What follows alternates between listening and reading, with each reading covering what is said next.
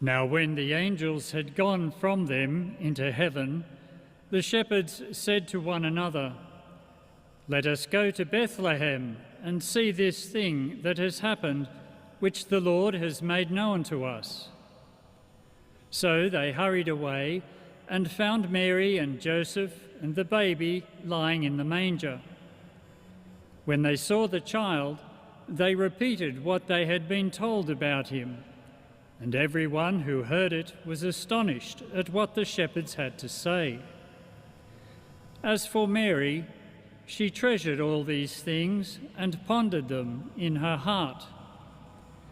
And the shepherds went back, glorifying and praising God for all they had heard and seen. It was exactly as they had been told. The Gospel of the Lord. Praise to you, Lord Jesus Christ.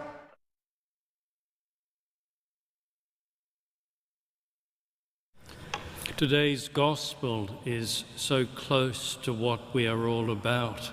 In fact, the image we have is what Christmas is about. It's not about Santa Claus. It's not about reindeers or Christmas trees, nor is it about gift giving, but it's about this symbol of absolute poverty, where a child is born and there is nowhere for the child to be born. A scene which happens all over the world today and is no doubt happening right now. Children being born where there is nowhere to be born. Children being born in places of violence and warfare.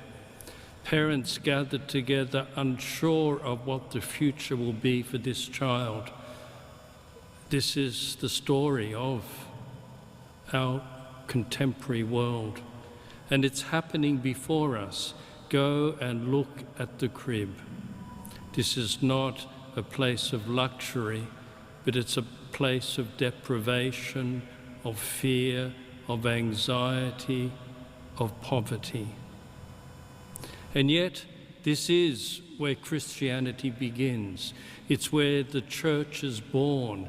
Everything comes from this moment. And in the midst of it all, there's nothing extraordinary. The shepherds hear the angels say, "Go, and you will find a woman, a man, and a baby in a manger."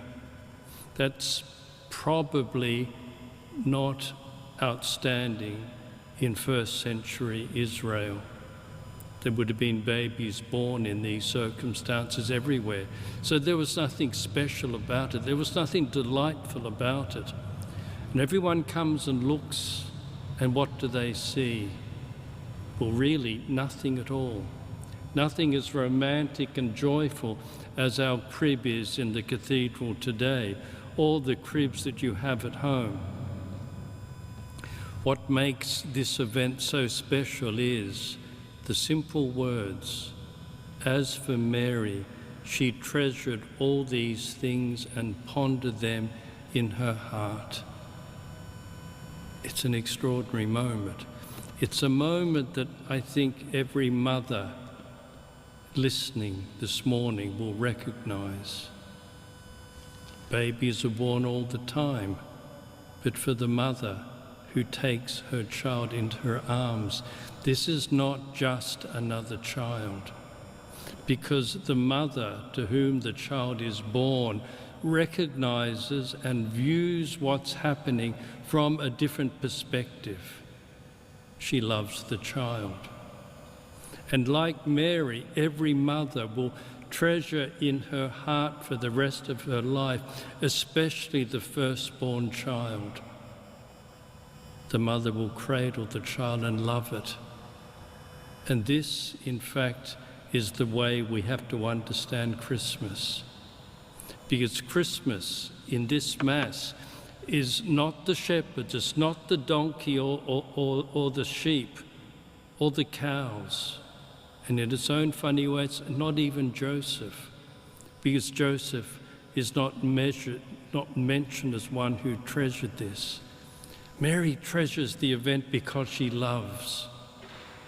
And in that, we begin to understand what Christmas is, because we only understand and see life from the perspective of love. And I think that's what Christmas asks us this year, to see our world, to see what is around us from the experience of love. Because that experience changes the way we see, because it changes the looker. And if love changes you, your world is now different. But if love is not part of it, Christmas will come and go and nothing will change. Christmas demands what happened in Mary. She's different now. She's different for the rest of her life. And nothing can change that, because the love which she experiences by the manger, in fact, now characterizes and determines her for the rest of her life. This Christmas, recognize love in your lives, and that love will show you how to see the world. And as you see the world with love, you will begin to learn how to live your life. Because without it, you will fall back into all the things happening in the world today. When people cannot love, they fight, they abuse, they have wars. But if they could see with the eyes of love, none of this would or could happen. So our tomorrow begins with you this Christmas. Stand in love and see things and act with the love of Mary.